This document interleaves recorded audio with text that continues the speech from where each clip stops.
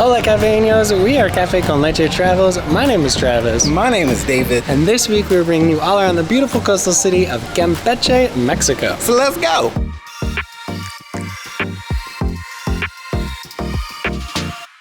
If you're new here, we sold everything we own and have been traveling since the fall of 2020. So if you are interested in knowing all things about living abroad, make sure you like, subscribe, and hit the notification bell because that really helps us out a lot.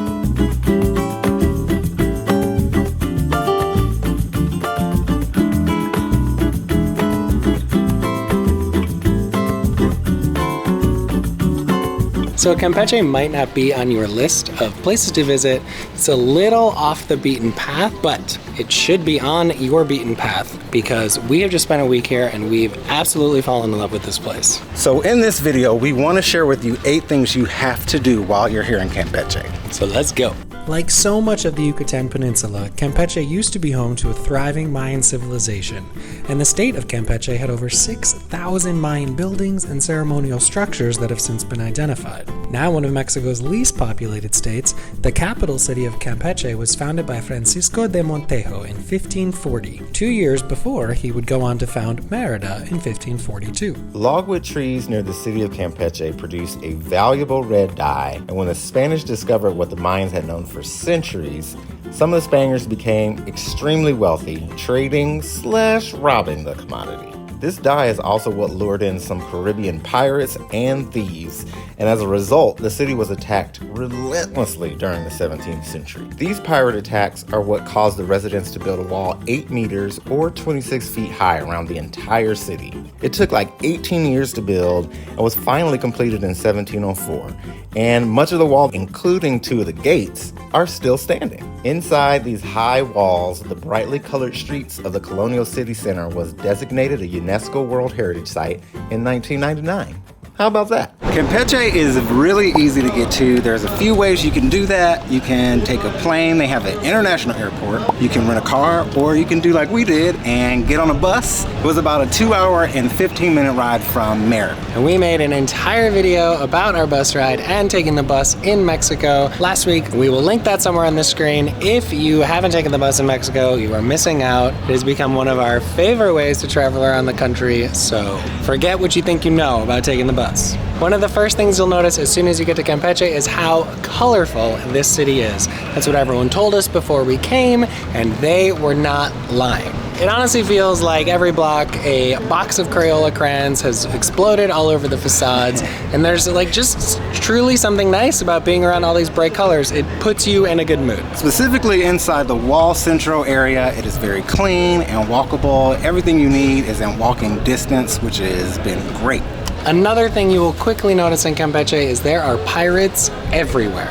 They do a great job of providing you the history of what that was like. And y'all, it was not as pretty as you think it was. There are like caricatures of pirates around town, but when you really look into the history of Campeche, pirates were terrifying and kept the population under a state of siege for many, many years, to the point where they had to build a wall around the city to protect themselves from these violent criminals. So it's not no Disney movie, y'all. No. Another thing about Campeche that you will notice is that it has a very laid-back vibe, and it might be because it's near the water, but we have been really into that as well. It's very relaxing. We thought Merida was relaxing, but people here are so kind, so welcoming, and just like a different level of relaxed. Probably, yeah, because it's close to the water, but it's a really nice place to take a vacation and to just kind of like chill out and get to see a lot of stuff, learn a lot of stuff, eat and drink a lot of stuff. Yes. Another wonderful thing that we've noticed about Campeche is it is not very crowded at all. Slight disclaimer, we are here during the late spring, early summer months, which are the hottest months. Because that's what we like to do. Is go at the wrong time. But there are not a lot of people. But even we can imagine during the high seasons, fall and winter, when it's cold elsewhere and very nice temperatures here. I don't know, it isn't like a Cancun or Playa del Carmen, so there are great, wonderful informational things to do as a tourist, but it doesn't feel super touristy. Like some of those places he mentioned, sometimes it just feels very congested, and it has not felt like that at all here. And most of the tourists, to be honest, are nationals, so there's not a lot of international tourists that we've seen.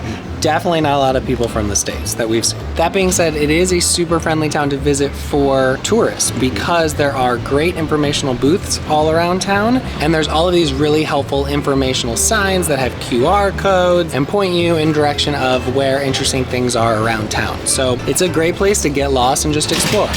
If this is your first time coming to Campeche, we recommend that you stay inside the walls in the central area because it is so convenient near everything you want to see and do. And it is so beautiful to walk around. We stayed at a great Airbnb, which was a nice little loft, 1 bedroom, super clean, super quiet, but still centrally located. And it was about $60 US a night. We will be sure to link that information below in case you want to stay there. All right, so now we want to talk about the 8 things that you absolutely have to do when you come to Campeche. There are obviously more than this. If we missed something, please feel free to leave it in the comments below. Let us know your favorite thing to do when you come, but we spent about a week here and these are the 8 things that we've loved doing. Campeche is known as the walled city, so the first thing you have to do while you're here is walk along the walls in the city. There are 7 different forts that you can go to. We got a chance to go to Puerta de Tierra, which is right in the center of the city, and it costs 120 pesos,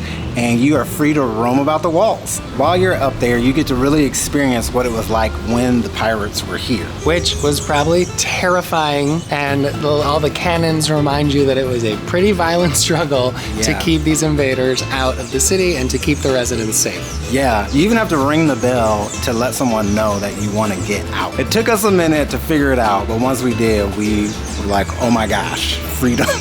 But it is a great first thing to do just to like get you in the mode of the historical nature of this city. The second thing you're going to want to do is head to Calle 59, which is a mostly pedestrian only road that stretches from the Puerta de Tierra to the Puerta del Mar, which are the 2 gates on either end of the walled city. And almost the whole street is closed off to cars and open to bars and restaurants and cute little shops and hotels, and everyone's out in the middle of the street. They have lights up above, and it's a lovely, lovely place to catch a meal, do a little shopping, just get a sense of the city. Yeah, during the day we didn't see that many people because it's so hot, but at night the city really came alive and you just see people eating and drinking and having a great time. The third thing you have to do here at Campeche is walk along the Malecon. It is a 4.5 mile pathway and bike path right up against the Gulf of Mexico, and it is so fun to be in. I jog there almost every morning we were here, and when you go in the early morning or around dusk when it starts to cool off, so much of the city comes out and is exercising or just taking a stroll, sitting and watching the water. It's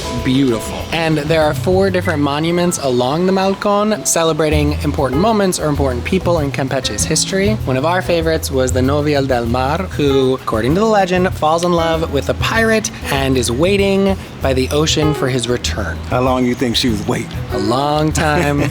She turned into stone. After you take a stroll on the Malecon, you're gonna wanna head to the Parque Principal, which is the main park, kind of like town square in old Campeche. It is beautiful, filled with trees, a gazebo in the center that's also a theater, and they have so much going on all the time. From the Parque Principal, the 4th thing you're going to want to do is visit Casa number 6. It is an old colonial mansion that has been converted into a museum, and it shows exactly how people lived back in the day. When you're done at Casa number 6, head across the park to the Museo el Palacio, which has a great History of Campeche museum. This is also a great spot to go when it is hot out because they blast the air conditioning and it is a much appreciated rest stop. But it has some great information on the rich history of this port town, takes you through from the Mayans through the Spanish right up until today. And if you have kids, this is also a great spot to bring them because one of the rooms is shaped like a ship and they have all sorts of cool pirate ships and other ships to look at, and it's just a really, really good place to explore and learn all about the history of Campeche.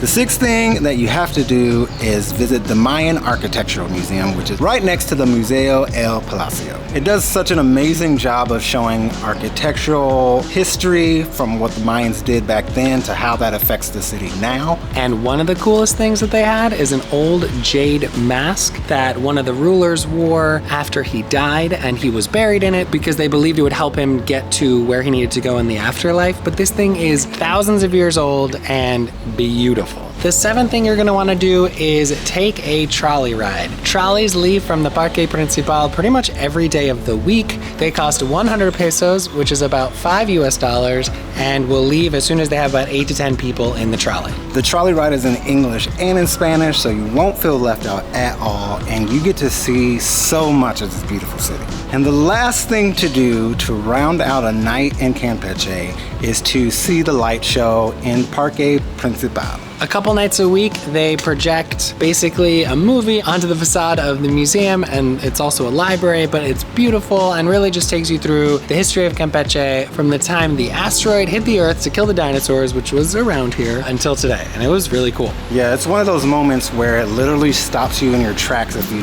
didn't know it was coming, and we watched so many people just stop right where they were to watch this light show. The park fills up with families and locals and tourists alike. It's just a really nice way to end the day. There are a couple of other light shows that happen in Campeche, one at the water and one at the wall. We didn't get a chance to see those, but when you're here, make sure you go to the tourism booths and ask about the light shows, and they will tell you exactly what times and exactly where they are. All right, we hope that gave you just a little taste of all the things you can do in Campeche. But seriously, this town is awesome. So we feel like we can't give it justice because it's so great. Like we said, it might be off the beaten path, but all the more reason to check it out. One thing we didn't talk about is the food here in Campeche. It obviously serves up great seafood because it's right off the Gulf. If you've been following along, you know that we're plant-based, so we looked for vegan options here, and there is a great place called Crush, but that's kind of it as far as we know. So if you know of any good vegan or plant-based places in Campeche, let us know in the comments. We'll definitely be back. Or if you just have any general food or drink recommendations, leave them below